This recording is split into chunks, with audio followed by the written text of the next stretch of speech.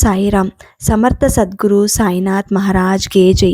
ನಮ್ಮ ಸಾಯಿ ಕುಟುಂಬದ ಎಲ್ಲ ಸಾಯಿ ಭಕ್ತರಿಗೆ ನಮಸ್ಕಾರ. ಸಾಯಿ ಆಶೀರ್ವಾದ ಸದಾ ನಿಮ್ಮ ಮೇಲೆ ಇರಲಿ ಅಂತ ಬಾಬಾಗೆ ಬೇಡ್ಕೊತ ಇವತ್ತಿನ ವಿಡಿಯೋ ಶುರು ಮಾಡ್ತಾ ಇದ್ದೀನಿ.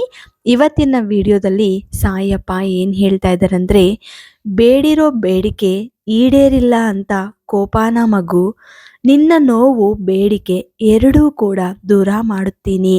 ಸಾಯಿ ಮೇಲೆ ಗೌರವ ಇಟ್ಟು ಈ ಹಣ ಮುಟ್ಟಿ ಅಂತ ಇವತ್ತು ಸಾಯಿಯಪ್ಪ ಒಳ್ಳೆಯ ಸಂದೇಶವನ್ನು ತಂದಿದ್ದಾರೆ. ಈ ಸಂದೇಶವನ್ನ ಮೂಲಕ ಸಾಯಿಯಪ್ಪ ಏನು ಹೇಳಬೇಕು ಅಂತ ಬಂದಿದ್ದಾರೋ ಮೊದಲು ಕೇಳೋಣ. ಮಗು, ನಿನ್ನ ಕಷ್ಟಗಳ ಬಗ್ಗೆ ನನಗೆ ಪ್ರತ್ಯೇಕವಾಗಿ ಹೇಳೋ ಅವಶ್ಯಕತೆ ಇಲ್ಲ. ಏಕೆಂದರೆ ನೀನು ನನ್ನ ಮಗು. ಯಾವತ್ತು ನಿಮ್ಮ ಮುಂದೆ ನಿನ್ನ ಸುತ್ತಮುತ್ತ ಓಡಾಡ್ತಾ ಇರ್ತೀನಿ. ನೀನು ಏನು ಮಾಡ್ತೀಯ ಅಂತ ನನಗೆ ಗೊತ್ತು. ನಿನ್ನ ಬುದ್ಧಿ ಯಾವ ರೀತಿ ಇರುತ್ತೆ ಅಂತ ನನಗೆ ಗೊತ್ತು. ನಿನ್ನ ಸುತ್ತಮುತ್ತ ಇರೋವಂಥವ್ರು ಯಾವ ಥರ ನಿನ್ನ ಮುಂದಕ್ಕೆ ಬಂದು ಬೇರೆಯವರ ಬಗ್ಗೆ ಮಾತಾಡ್ತಾರೆ, ಅದನ್ನು ನೀವು ಕೇಳಿಕೊಂಡು ನಿಜ ಅಂತ ಹೇಳಿಬಿಟ್ಟು ಇನ್ನೊಬ್ಬರಿಗೆ ಹೇಳೋದು, ಇದೆಲ್ಲ ಕೂಡ ಬಹಳ ತಪ್ಪು. ಕೆಲವೊಂದು ಸಮಯದಲ್ಲಿ ನೀನು ಕೂಡ ನನಗೆ ನೋವು ಕೊಡ್ತಿದ್ದೀಯ ಮಗನೇ.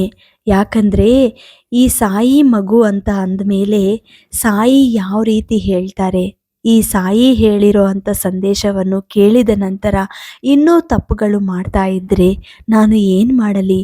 ನಿಮ್ಮ ಕರ್ಮೆಗಳು ನೀವೇ ಅನುಭವಿಸಬೇಕು. ಮತ್ತು ನಿನ್ನ ಜೊತೆ ಇರೋವಂಥವ್ರು ಎಲ್ಲರೂ ಕೂಡ ಒಳ್ಳೆಯವರಲ್ಲ, ಕೆಟ್ಟವರು ಅಲ್ಲ. ಆದರೆ ಎಲ್ಲರನ್ನ ಕೂಡ ಪೂರ್ತಿಯಾಗಿ 100% ನೀನು ನಂಬಿತೀಯ. ನಂಬಿದ ನಂತರ ಅದನ್ನು ಏನು ಹೇಳಿರ್ತಾರೋ ಇದು ನಿಜ ಅಂತ ಹೇಳಿಬಿಟ್ಟು ಇನ್ನೊಬ್ಬರ ಹತ್ರ ಹೇಳ್ತೀಯ. ಇದೇ ನಿನ್ನ ತಪ್ಪು. ಮೊದಲು ಯಾರ ಹತ್ರ ಏನು ಮಾತಾಡಬೇಕು ಅನ್ನೋದು ಮೊದಲು ನಿಲ್ಲಿಸಿ. ಮಗು, ಇವತ್ತು ನಿನ್ನ ಕಷ್ಟ ನನಗೆ ಗೊತ್ತಾಗ್ತಾ ಇದೆ. ಪ್ರತಿದಿನ ಈ ಸಾಯಿ ಮುಂದೆ ಬಂದು ಬೇಡ್ಕೊತಾ ಇದೀಯ. ಬೇಡಿರೋ ಬೇಡಿಕೆಗಳು ಈಡೇರುತ್ತಿಲ್ಲ ಅಂತ ಮತ್ತೆ ಈ ಸಾಯಿನೇ ಬೈತಾ ಇದ್ದೀಯ. ಸಾಯಿ ಏನೇ ಮಾಡಿದ್ರು ಕೂಡ ಒಳ್ಳೆಯದೇ ಮಾಡ್ತಾರೆ, ನಿನಗೋಸ್ಕರ ಮಾಡ್ತಾರೆ. ಇವತ್ತು ನಿನಗೆ ಕೊಟ್ಟಿರೋ ಅಂಥ ಪರೀಕ್ಷೆ ಕೂಡ ನಿನಗೆ ಒಳ್ಳೆಯದಾಗಬೇಕು ಅಂತ ಕೊಟ್ಟಿರೋ ಅಂಥ ಪರೀಕ್ಷೆ. ಮಗು, ಭಗವಂತ ಯಾವತ್ತೂ ಮೋಸ ಮಾಡಲ್ಲ. ನಿನ್ನ ಗುರು ಕೂಡ ಹಾಗೆ. ಗುರು ಯಾವತ್ತೂ ಕೈ ಬಿಡಲ್ಲ. ನಿನ್ನ ಸುತ್ತೂ ಓಡಾಡ್ತಾ ಇರ್ತಾರೆ. ಕಣ್ಣು ಮುಚ್ಕೊಂಡು ಸಾಯಿ ಸಾಯಿ ಅಂತ ಜಪ ಮಾಡಿ, ಖಂಡಿತ ನಿನಗೆ ಸಾಯಿ ಕಾಣಿಸುತ್ತಾರೆ. ನಿನ್ನ ಸುತ್ತು ಏನು ನಡೀತಾ ಇದೆ ಅಂತ ನಿನಗೆ ಗೊತ್ತಾಗತ್ತೆ. ಮೊದಲು ನಿನ್ನ ತಪ್ಪುಗಳು ಸರಿ ಮಾಡಿಕೊಳ್ಳಿ. ಆಮೇಲೆ ನಿನ್ನ ಜೀವನ ಸಾಫಿಯಾಗಿ ನಿಧಾನವಾಗಿ ಸಂತೋಷವಾಗಿ ಹೋಗುತ್ತೆ. ಇವತ್ತು ಕಷ್ಟ ಇದೆ, ನಾನು ಒಪ್ಕೊತೀನಿ. ಆ ಕಷ್ಟ ಏನಕ್ಕೆ ಬಂದಿದೆ ಅಂತ ಸ್ವಲ್ಪ ಯೋಚನೆ ಮಾಡಿ ನಿನ್ನ ಅಂತರಾತ್ಮಕ್ಕೆ ಕೇಳಿ, ಯಾಕೆ ಬಂದಿದೆ ಅಂತ ನಿನಗೆ ಗೊತ್ತಾಗತ್ತೆ. ನೀನು ಏನು ತಪ್ಪು ಮಾಡ್ತಾ ಇದೀಯ ಅನ್ನೋದು ಗೊತ್ತಾಗತ್ತೆ.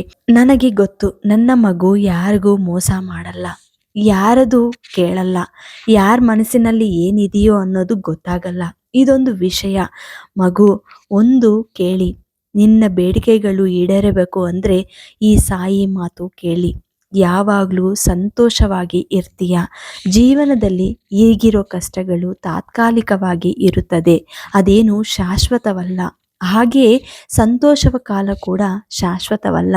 ಬಂದಿದ ಸಂತೋಷವನ್ನು ನೋಡಿ ಅಹಂಕಾರವನ್ನು ತೋರಿಸಬೇಡಿ.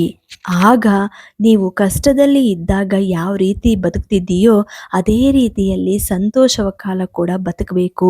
ಸಂತೋಷವ ಕಾಲ ಬಂದರೆ ಖಂಡಿತ ದೇವರನ್ನ ಮರೆಯೋರು ಇದ್ದಾರೆ, ಆದರೆ ಕಷ್ಟ ಬಂದಾಗ ಮಾತ್ರ ದೇವರು ಕಾಣಿಸುತ್ತಾರೆ.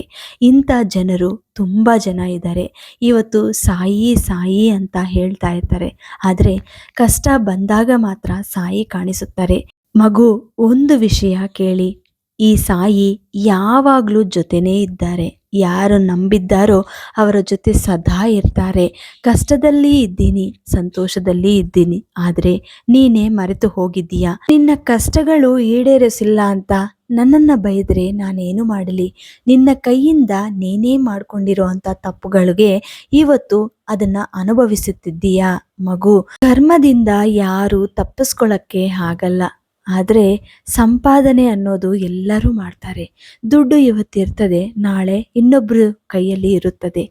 ಎಲ್ಲ ಜೀವನನೂ ಹಾಗೆ. ಇವತ್ತು ಸಂತೋಷ, ನಾಳೆ ದುಃಖ. ಎಲ್ಲದಕ್ಕೂ ನಾವು ರೆಡಿಯಾಗಿ ಇರಬೇಕು. ಪ್ರತಿಯೊಬ್ಬರ ಜೀವನದಲ್ಲಿ ಸುಖ ಸಂತೋಷ ಅನ್ನೋದು ಇರುತ್ತೆ. ಆದರೆ ಆ ಸಂತೋಷಕ್ಕೆ ನೀವು ಕಾಯಬೇಕು, ತಾಳ್ಮೆ ಇರಬೇಕು. ಮಗು, ಕೆಲವೊಂದು ಜೀವನ ರಹಸ್ಯಗಳು ನಿನಗೆ ಗೊತ್ತಾಗಬೇಕು. ಎಷ್ಟು ತಾಳ್ಮೆಯಿಂದ ಇರುತ್ತೀವೋ ಅಷ್ಟು ಅಗ್ರಸ್ಥಾನಕ್ಕೆ ಹೋಗ್ತೀವಿ. ಎಷ್ಟು ದೂರ ಇರ್ತೀವೋ ಅಷ್ಟು ಗೌರವ ಸಿಗುತ್ತೆ. ಎಷ್ಟು ಕಡಿಮೆ ಆಸೆ ಪಡುತ್ತೀವೋ ಅಷ್ಟು ಪ್ರಶಾಂತತೆ ಸಿಗುತ್ತೆ. ಎಷ್ಟು ಕಡಿಮೆ ಮಾತನಾಡುತ್ತೀವೋ ಅಷ್ಟು ಬೆಳೆ ಸಿಗುತ್ತೆ. ಇದೆಲ್ಲ ಕೂಡ ನಮ್ಮ ಜೀವನದಲ್ಲಿ ನಾವು ಕಲಿಬೇಕು. ಇದನ್ನು ಕಲಿದಿದ ನಂತರ ಆಚರಿಸಬೇಕು. ಆವಾಗ ನಿನ್ನ ಜೀವನದಲ್ಲಿ ಎಂಥದೇ ಕಷ್ಟ ಬಂದರೂ ಕೂಡ ಆ ಕಷ್ಟನ ದೂರ ಮಾಡ್ಕೊಳ್ಳೋ ಅಷ್ಟು ಶಕ್ತಿ ನಿನಗೆ ಸಿಗುತ್ತೆ. ಮಗು, ಈಗ ನಿನ್ನ ಬೇಡಿಕೆ ಈಡೇರಿಲ್ಲ ಅಂತ ಹೇಳ್ತಿದ್ದೀಯ. ಬೇಡಿಕೆಗಳು ಯಾವತ್ತಾದರೂ ಆಗಲಿ ಈಡೇರುತ್ತೆ.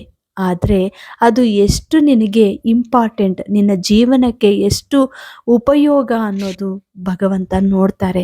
ಯಾವ ಸಮಯಕ್ಕೆ ನಿನಗೆ ಕೊಡಬೇಕು ಅನ್ನೋದು ಆ ಸಮಯಕ್ಕೆ ಬಂದೇ ಬರುತ್ತದೆ. ನೀನು ಕಾಯಲೇಬೇಕು. ಕಾಯ್ದಿಲ್ಲ ಅಂದರೂ ಕೂಡ ಆ ಸಮಯಕ್ಕೆ ಬರುತ್ತೆ. ಆದರೆ ಭಗವಂತ ಕೊಟ್ಟಿರೋ ಪರೀಕ್ಷೆಗಳಿಗಿಂತ ಬರೋ ಅಷ್ಟು ಸಂತೋಷ ಇರುತ್ತಲ್ಲ, ಆ ಸಂತೋಷ ತುಂಬ ಹೆಚ್ಚಾಗಿ ಇರುತ್ತದೆ. ನಿಮ್ಮ ಜೀವನ ಅಷ್ಟು ಸುಖ ಸಂತೋಷವಾಗಿ ಇರುತ್ತದೆ.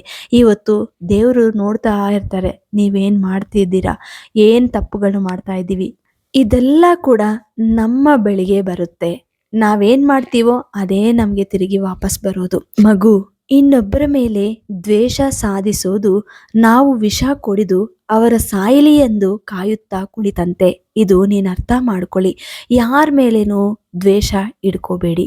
ಯಾಕಂದರೆ ಈ ಜೀವನ ಎಲ್ಲಿವರೆಗೂ ಇರುತ್ತೋ ಯಾರಿಗೂ ಗೊತ್ತಿಲ್ಲ.